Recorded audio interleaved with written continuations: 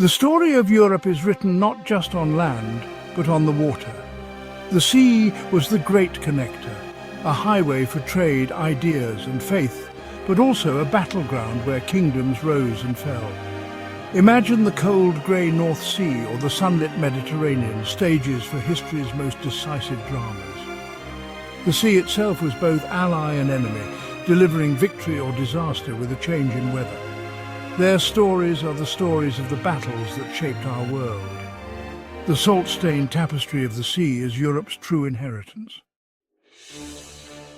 In the 13th century, the Mediterranean was a cauldron of ambition. Genoa and Pisa, rival republics, fought for control of trade and wealth. In 1284, both cities built vast fleets preparing for a decisive clash. Their fleets met at Meloria, near the river Arno. On August 6th, hundreds of sails appeared on the horizon. The tranquil sea was about to become a scene of carnage. The battle for supremacy began, and the world would never be the same.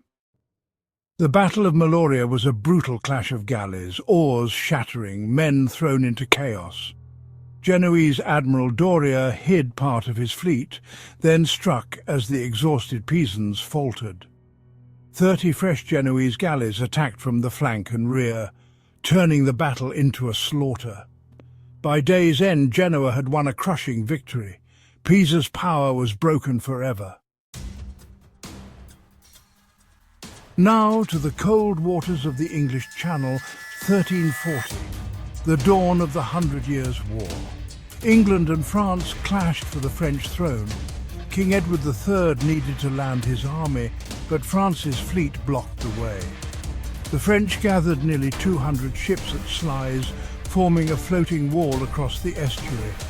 Their fleet was massive, bristling with soldiers and crossbowmen, confident in their numbers. The English fleet, smaller but led by Edward himself, was packed with deadly longbowmen. The longbow could fire faster and farther than any crossbow, a true superweapon. Edward saw the chained French ships and realized their fatal mistake. They were immobile targets.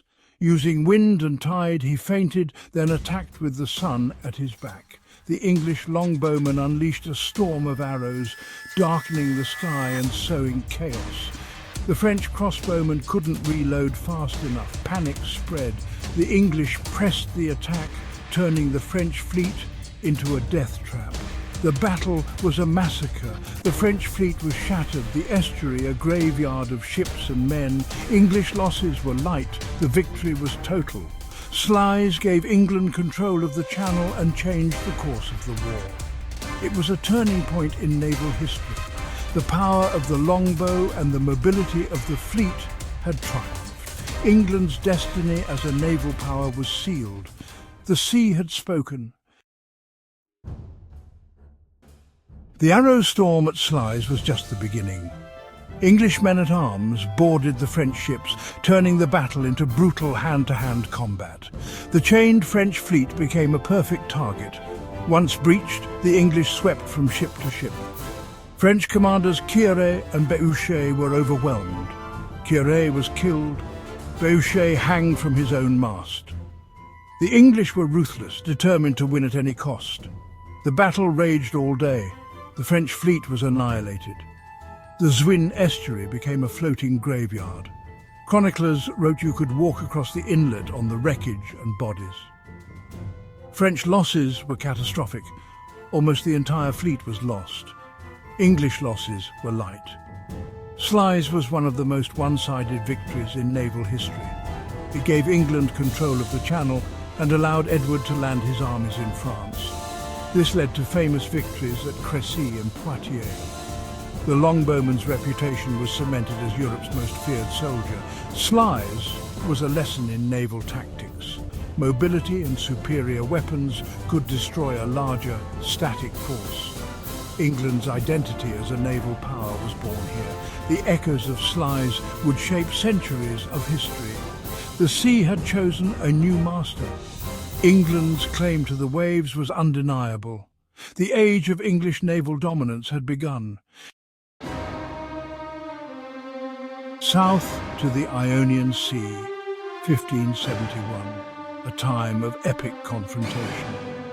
The Ottoman Empire, expanding west, threatened Christian Europe. Venice, Spain and others formed the Holy League to stop the Ottoman advance. The Ottomans had just conquered Cyprus, shocking Christendom. Pope Pius V called for a crusade. A massive Christian fleet assembled under Don John of Austria. The Ottoman fleet, led by Ali Pasha, was equally formidable.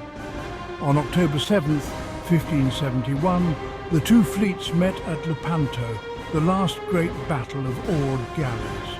The stakes, the fate of the Mediterranean, the future of Europe. For the Holy League, it was a desperate defense of faith and home. For the Ottomans, a chance to dominate the sea forever. As the fleets closed, a hush fell. Oarsmen strained, soldiers prayed. This was more than a battle, it was a holy war. The outcome would shape the destiny of nations. The Mediterranean held its breath. The clash at Lepanto would echo for centuries. The world watched as two civilizations collided. The sea was the final judge. The fate of empires hung in the balance.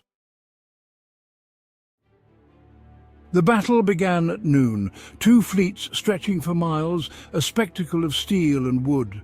The Holy League's secret weapon Venetian galleasses, packed with heavy cannons, opened fire, tearing through Ottoman ranks. The main lines crashed together. Chaos erupted. Don John's flagship locked with Ali Pasha's. The decks became the heart of the battle. Spanish tercios and Ottoman janissaries fought with savage fury. Don John led from the front. Ali Pasha fought bravely until he fell. His death marked a turning point. On the wings, Venetian and Genoese commanders battled fiercely. The Christian line nearly broke, but reinforcements turned the tide. Uluk Ali escaped with a few ships, but the Ottoman fleet was destroyed. Over 200 Ottoman ships were lost, tens of thousands killed, 12,000 Christian galley slaves were freed. News of victory sparked wild celebration across Europe. Lepanto shattered the myth of Ottoman invincibility at sea. It marked the end of Ottoman expansion in the Mediterranean. The battle was a massive psychological boost for Christian Europe. By uniting, they had defeated their greatest enemy. The sea had witnessed a holy war and a turning point in history. Lepanto's legacy would endure for generations. The salt water has long since washed the blood from the decks, but the consequences of these battles endure.